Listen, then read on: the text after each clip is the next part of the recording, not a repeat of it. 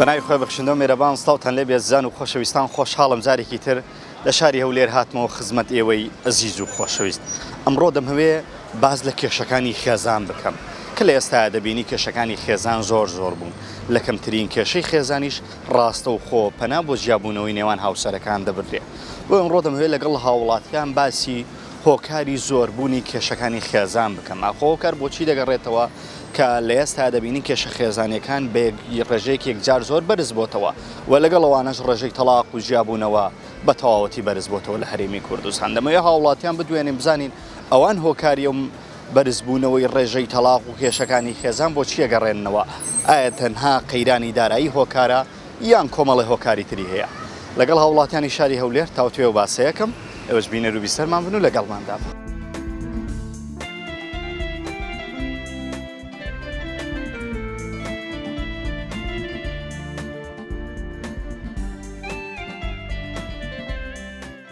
مەشاکلەکانی خێزان و ڕێژەی تەلاق و زۆربوونی تەلاق ئێستا زۆر بووە، یعنی دەچیتە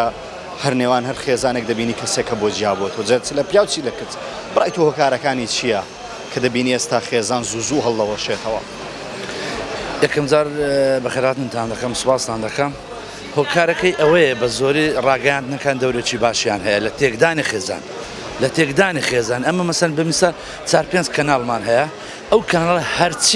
هەرچی فکرەی تورکیا بزات، فکرەی هەندیە، فکرەی ئەو دەوڵەتانەیە لەمە ناو خێزانیمایان هێنایە. ئەمە هێشتا نەگەشت بوون ئەو مستەوایە بەو شێوەی بکرێنەوە. دەبا لەسەر خۆمان هێواش ئەوە چەند ساڵێ ئێمە سەر بخۆینە تا ئەستا کەناڵێکی ئیجتیماعی عایلیمان نییە، کەناڵێکی پەروەردەی بەقووەتمان نییە. ئەوەی هەیە نییە ئەو کەناڵانە بەبێ سانسۆر بەبێ هەموو شتێک. ئەوەیە مۆزوعەکە، ئەوەیە مۆزوعە کە تێکدانی خێزانە و هەڵوەشانەوەی ئەوە. تەماشای تەلاق ڕێژەی تەلاق گەلک زۆرە، تەماشای ئەو شتانە بکات و مشکلەکە لێرە ئەوەیە. بە چاوی خۆشە دەبینی ینی لە دەورەوەری خۆت کە ڕێژەی تەلاق بەرز بۆتەوە؟ بەڵێ گەلک زۆرە کاکە، ڕێژەی تەلاق گەلک زۆرە.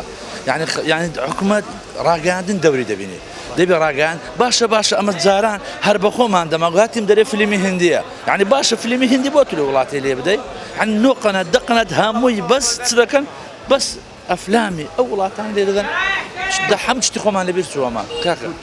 لە دین تا چەند هۆکارێک خێزان هەڵدەوەشێتەوە؟ طبعاً دین ئەساسە، دین ئەساس تەنزیم ئوسرە لە دینەوە دەست پێ دەکات. هەر کەسێک دینی نەبوو دنیا و قیامەتیشی نابێت. هەر کەسێک دینی نەبوو هەموو شتەکان هەڵدەوەشێتەوە کاکە. خێزان بە دین ڕاوەستاوە، خێزان وەکو تەسبیعەت کردەوە دینەکەت لابرد هەمووی دەکەوتە خوارێ.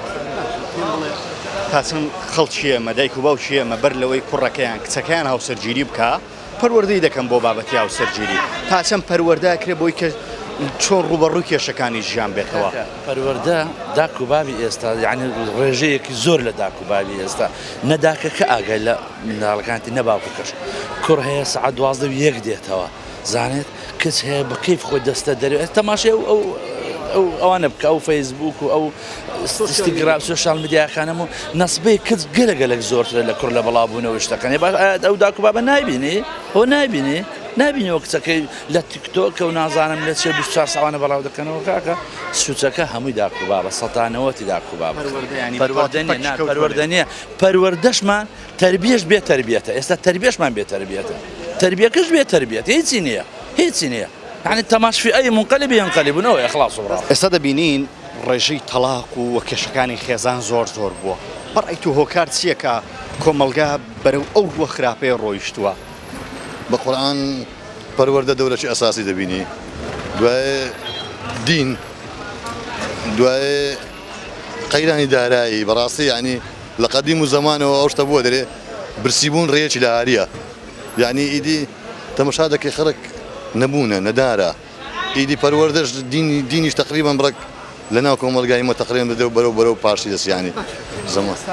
یعنی بەشێکی بۆ پەروەردە دەگەڕێنەوە. دایک و باوک یعنی پەروەردەی ئەولادەکانیان ناکەن بەر لەوەی بچێتە پرۆسی هاوسەرگیریەوە؟ بەتاکید وەچ جاران نییە ناوەڵڵا. جاران کاکە مداری ئێستا وەچ جاران نییە. پەروەردەی قەدیم پەروەردە بەڕاستی پەروەردەی قەدیم پەروەردە بوو. ئێستا بە ناشکری نارم کابرا حیساب لەو بابی هەناکە، حساب لەو داچی هەناکە. بەکەیف خۆی دەستە دەڕوا و دێت و شەوان سەعات 2 دێتەوە کەس ناتانی بری لەوە دەکەی لەوە ناکەی. ئیدی پەروەردە وەڵا وەچ جاران نەمایە ناوەڵڵا. پێم بڵێ جاران ئێوە کە پیاوێکتان دەدی لە خێزانی جیادە بۆ دەیانگوت وەکو کارە ساتێک بوو لە خێزانێک یان ژنێک تەڵاو بڕابەیە بەڵام ئێستا نەبوو بە شتێکی ئاسایی ئەوە بووتە دیاردە یعنی ئێستا بە هەزاران کەس ڕۆژێ لەو محکەمانە ژن تەلاق دەدرێت زۆر ئاساییە کاتی خۆی باوەڕ کە ژنێک تەلاق دەدرا دەنگۆ دەتەقیەوە دنیا یەک محلەی کامل دەیزانی دەیگۆ فلان کەس ژنی تەلاق دا یان فلان کەس تەلاق درا یعنی ئێستا باوە کەلچ براوە یعنی کە بەڕاستی یعنی ڕاگەیاندنەکانی دەوریان هەیە ڕاگەیاندنەکان بەڕاستی یعنی عەقد دەوری خۆیان بین لە وەزعی یعنی وەش زاران نینە بەشێک لە ڕاگەیاندنەکان بەڕای تۆ هۆکارن لەوەی کە کێشەی خێزان یعنی ئەم فلیمە دۆبلاشکراوانەی کار لە وڵاتانی دەرەوە هێنداوە هۆکارەکە شیرازی خێزان تێک بدە بەتاکید یعنی زۆری جوایە لەبەرەوەی ئێستا مەسەلاتی وا هەیە کابرا چەندین جار خیانەت زەوجی لە کابرای دەکات یعنی ئەوەش تقریبا هۆکارێک یعنی بەڕاستی کەلکی برایە یعنی باشە پێم بڵێ چارەسەر چییە چۆن ئەو وەزعیە چارەسەرەکرێت دووبارە کۆمەلگای کوردەواری وەکو جارانی لێدێتەوە بە قورئان بە دەرەجەیەک ئەساس دینەکە دەی بەقوت بکرێتەوە ئیدی مامۆستایەکانی ئاینی دەبێت ئەوەی دەوری خۆیان بەڕاستی ببینەوە یعنی ئەوە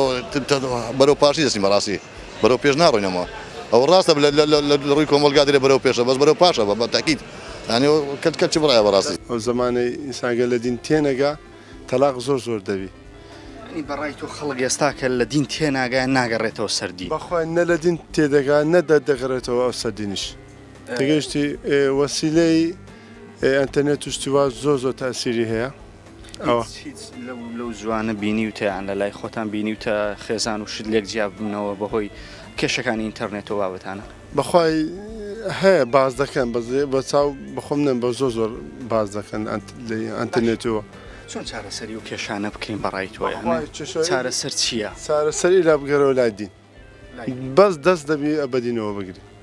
ینی بەشێکی زۆری بۆ دین دەگەڕێ باشە چی تێ بۆ سەبارەت بۆ هەموو میدیایی کە ئێستا هەیە بەتایبەت ئەو فلیمە دۆبلاشکراوانە میدیاکان سەد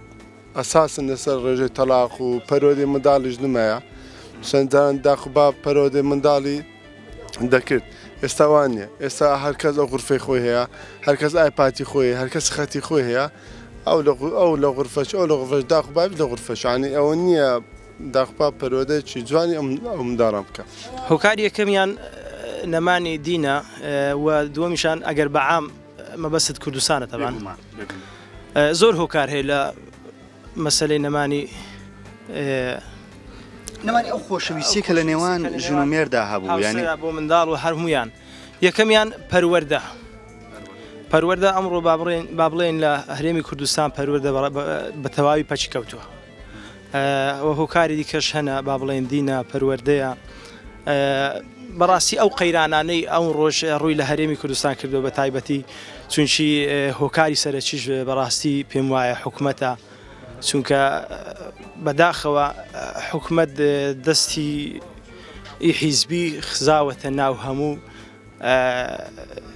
ئەو شوێنانەی کە با بڵێن پەروەردە کە بتەوێتیدا پەروەردەکەی ئەمانە هۆکاری زۆرن باشە پێم بڵێ بۆچی ئێستا کە زۆرێک لەوانەی کە جیا دەبنەوەیان ڕێژەی تەلاق کە لە ڕێژەکان سەیرەکی لە تەمەنی بچووکان ینی زۆربیان تەمەنیان گچکەیە ئەو هۆکارەکەی چیە بە ڕای جەنابێت یعنی ئەوانە پەروەردە نەکراون بۆ پرۆسی هاوسەرگیری لای ئێمە تەنها هاوسەرگیری بۆتە جلی بووکینی بێگومان تۆ ئینسان ئەو کەسێک کە بیەوێ هاوسەری بکە هاوسەرگیری بکە ئەبێ لە تەمەنیەکی گونجاو دابێ و پەروەردەش بێگومان ئەساسە یعنی بە حەقەت پرۆسی هاوسەرگیری زەواج پرۆسەیەکی ئەوها کەم نییە چونکە تۆ بۆ نمونە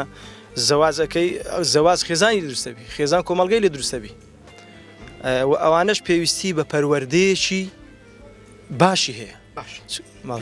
چارەسەر چییە بۆ ئەو بەرزبوونەوەی ڕێژەی تەلاقیان ئەو هۆکارانەی کە ئێستا لە بەردەستە بە ڕای جەنابێت باشترین چارەسەر بۆ ئەم کێشەی ئێستامان چییە؟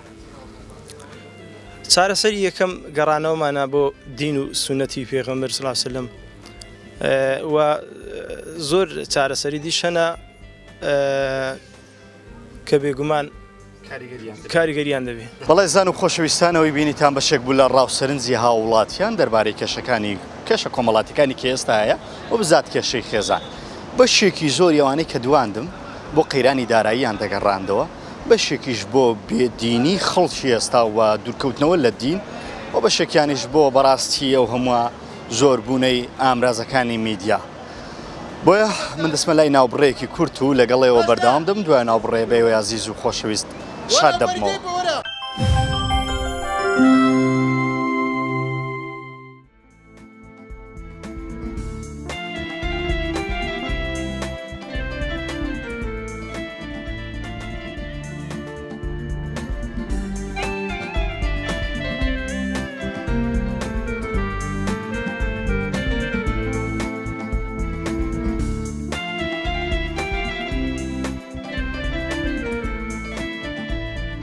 بەڵێ زان و خۆشەویستان دیارە هاتووم بۆ ئێرە کۆمەڵێک خوشکی بەڕێزی مسلمانی لێیە دەمەوێت بەشێکی بەرنامەکەم تایبەت بێ لەگەڵەوانە و لەگەڵەوانە تاوتوێ بکەین بزانین ئەوان چی بە چارەسەر زانم بۆ ئێستای کۆمەلگای کوردی ئەوان بزانین ڕێژەکەیان پێ چۆنە کێشەکانی خێزان لە نێو ئەوانەوە چۆنە بزانەوەوان سەرنجیان چیە سەبارەت بە جیابوونەوە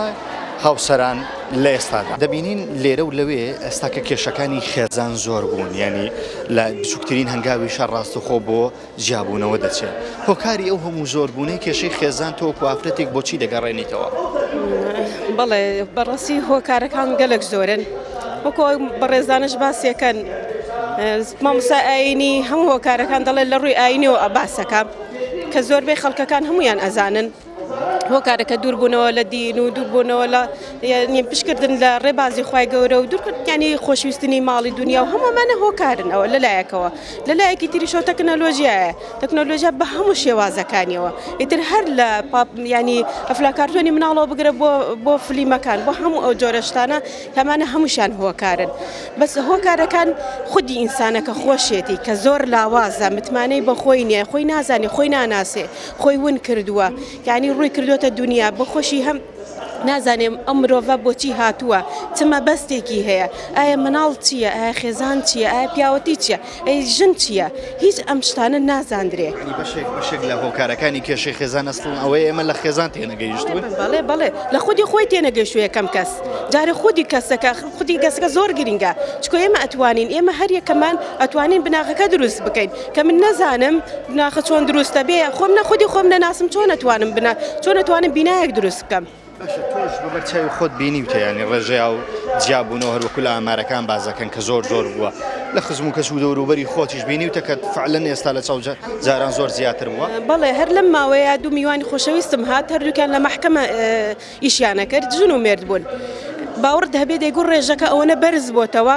زۆر ترسناکە ئەیگوت جاران بەو شێوەنە وتم باشە ئێوە هۆکار ینی شتێک نییە بیکەن وتی لە ئێمە ترازاوە وتی کە هاتوۆتە محکەمە هەموو شتێک خلاص بووە ئێستا هەنگاوەکانی زوو چێتەوە هەموو شتێک تەواو کراوە لە ماڵەوە هەموو شتێک تەواو کراوەتی هیچ هەنگاوێک نەماوە بۆ ئێمە تا ئەنجامی دێن و خێزانە چاپ بکەینەوە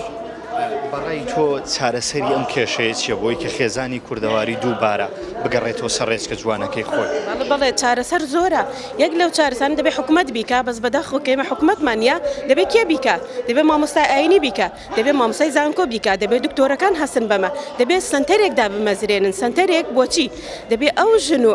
پیاوە کە دەیانێزە و کوڕ و کچە دەیانێت زەواج بکەن دەبێت شەهادەیەک وەربگرێ وەکو چۆن فەحسی خوێنەکە ئەکرێ ئەی بۆچی بۆ هەتا فەحسی خوێن نەکرێ ئێمارە ناکرێ دەبێت ئەوەش بکرێ بە شەرت دەبێت ئەوە بکرێ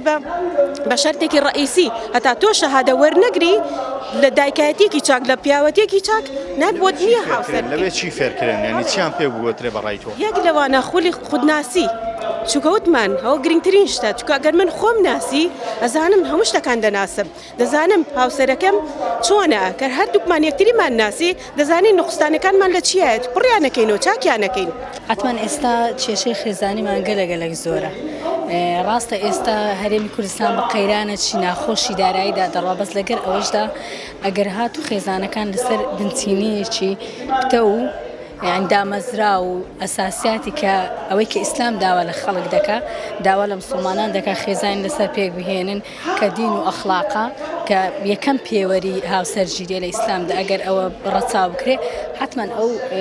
جیابوونەوەی کە ئێستا هەیە کە نسبەکەی زۆرە لەگەر هاوسەرگیری هەتا هاوسەرگیریەک دەبێت چەندان جیابوونەوە هەیە ئەو جیابوونەوەە زیاتر لە تەمەنی لەو تەمەنانن کە لە تەمەنە چهەرزەکاریە چاوتان بەوە کەوتووە تا هەوسەرگیریەکە سێ چوار جابوونەوە ئەنجام زۆرە بێگومان زۆرە ئامارەکانی وەزارەتی عەدلیش ئەوش پیشان دەدا کە جیابوونەوە لە ئێستادا زۆر زیاترە لە هاوسەرگیری ڕاستە قەیرانیدارا هەیە بەڵام هۆکاری کەشی هەیە لەگەر بۆ چیە گەڕێنیتەوە یانی هۆکارەکان لەوانەیە خێزان دەور ببینیتن لەگەر ئەوەی کە ینی شەپۆڵەکی خراپی فەساد هەیە لەناو کۆمەڵگەی کوردیدا چاولێکەری و سۆشیال میدیا و ینی ئۆتۆرە کۆمەڵایەتیەکان و ئەوانە وەی کردیە ڕاستە هاوسەرگیری هەیە لە تەمەنی گچکەدا دەکرێت بەس لەگەر ئەوەشدا لەو تەمەنە گچکانەدا جیابوونەوەکی زۆر هەیە تۆ چی بە چارەسەرە زانی بۆ ئەو کێش و گرفتە گەورەیەی کە لە قەیرانی دارایی وەک خۆت وتەنی قورسترە و هاوکات چارەسەر بوونی ئەگەر زوو چارەسەر نەکرێت کۆمەڵگا بەرەو ڕووی ئەنجیندایەکی زۆر خراپ بڕۆ یەکەم شت ئەوەیە کە داکباب ئەو کاتەی ینی دایکان و باوکان کە کوڕەکانیان بڕیاری هاوسەرگیری دەکەنیان کچەکانیان کە داخوازبێنی دێتن هەروایە لە کۆمەڵگەی کوردیدا کچ داوا کراوە یەکەم شت لە کوڕەکە بپێچنەوە ڕاستی بزان ئەو کەسەی کە کچەکەیانی تەسمیلی دەستی دەکەم بزان دەیدەنە چێ ئەوە زۆر زۆر گرنگە دووش لە بۆ ئەو گەنج و لاوانەشی کە هاوسەرگیری دەکەن سەبر و ئارامگری ڕازی بووم و قەناعەت بۆ شتێک کە هەیەە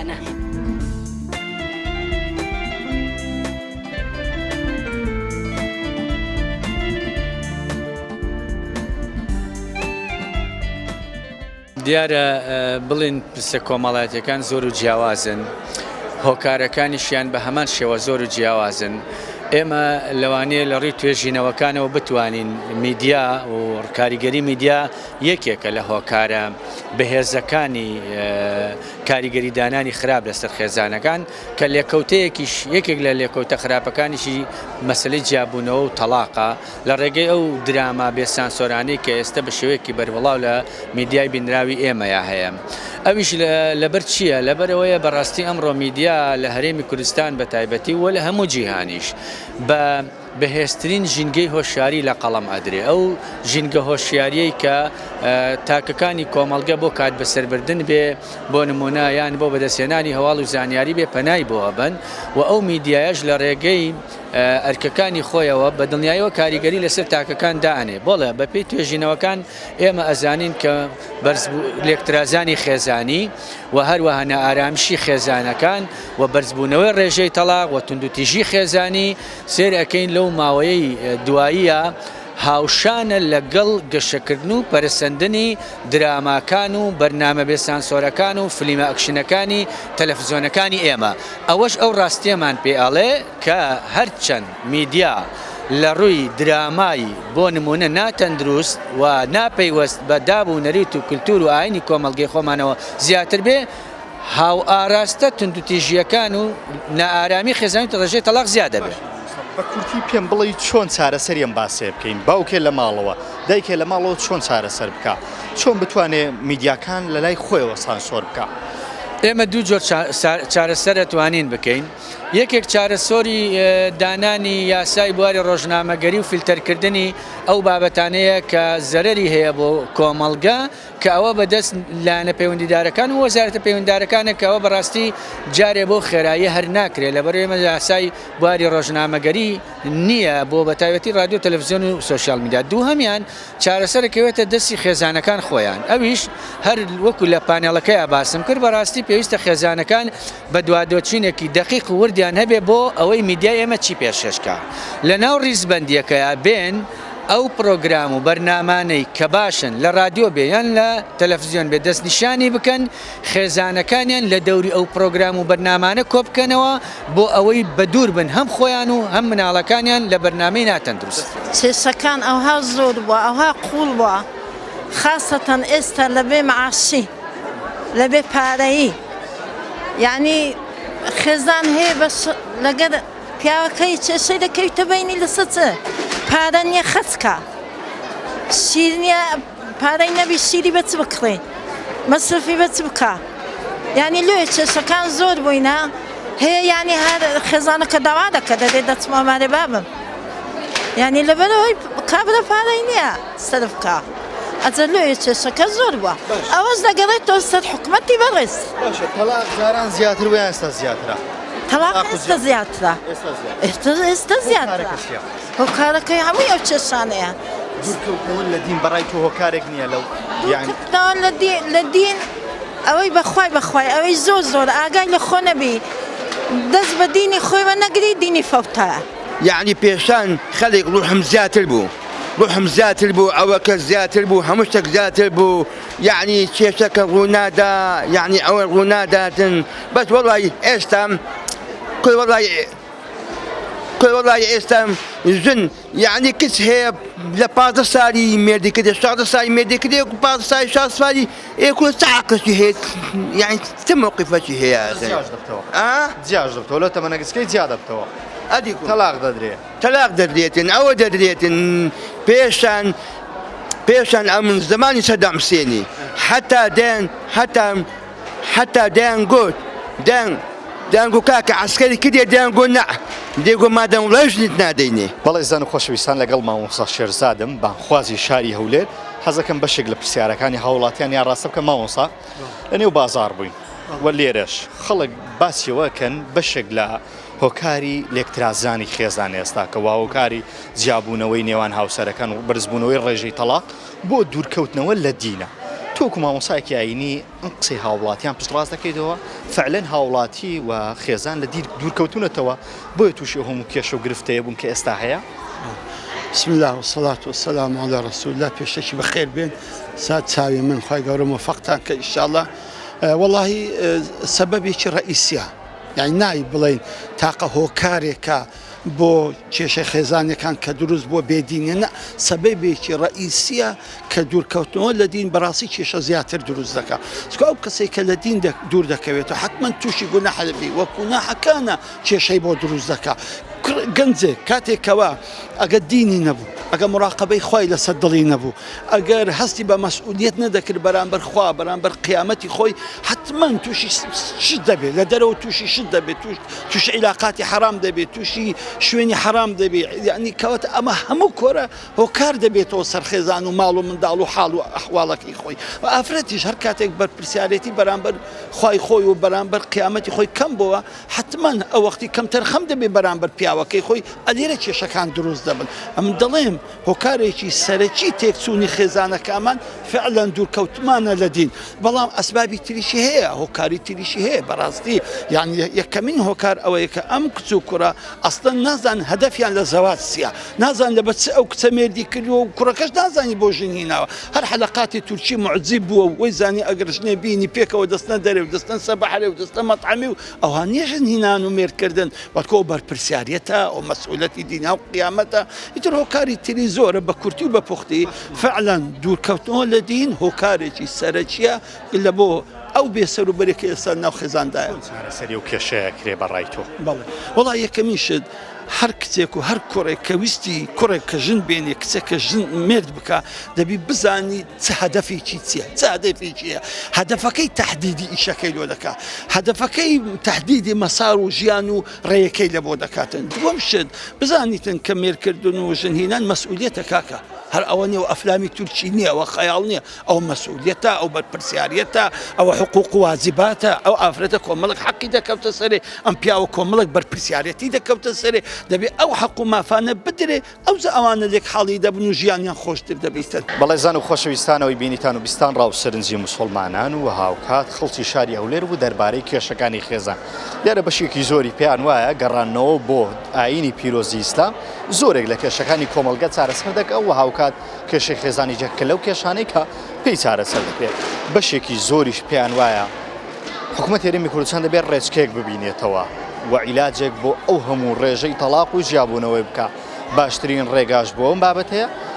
مسلمانان و ئەو کەسانەی کە دواندم پێیان وایە ئەوەیە کە دەبێت حکوومەت و هاوکات دام و دەستگایەک دابنرێت بۆ ئەو کوڕ و کچانەیدان هەیە بستنەوە پرۆسەی زەواجەوە بەر لە پرۆسەی زەواج خولێک یاخود دەورەیەکی تایبەتیان پێ بکرێت و هاوکات لەوێوە فێرە ئاستەنگیەکانی ژیان بکرێن ئەڵخێم جارێ بەرنامەی پیامی تۆم پێشکەشکردن بۆ هیوای ببێت تا جێگای ڕەزامەندیەوەی ئازیز و خۆشەویست تاڵقێکتر و بەرنامەیەکتر بەخوای گەورەتان دەسپێرم سپاردەی خواب